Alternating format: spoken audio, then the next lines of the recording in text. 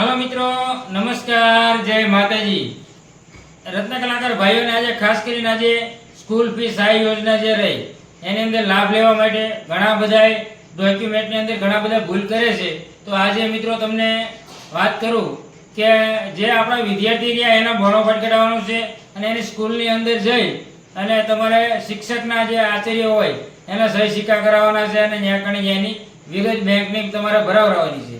અને ખાસ કરીને જે આપણે રત્ન કલાકાર રહ્યા એમનું તમારે આધાર કાર્ડની ઝેરોક્ષ લેવાની છે અને એક વિદ્યાર્થીની આધાર કાર્ડની ઝેરોક્ષ લેવાની છે અને ખાસ કરીને તમારા શેઠ હોય એની પણ એના જે સહી સિક્કા આવે છે એ સિક્કો ન હોય તો ચાલે, સહી કરવાની। અને એ જે માર્કેટની અંદર હોવાનું જે એમને પાસે એસોસિએશનનું કાર્ડ હોય એની પણ એક ઝેરોક્ષ લઈ લેવાની છે।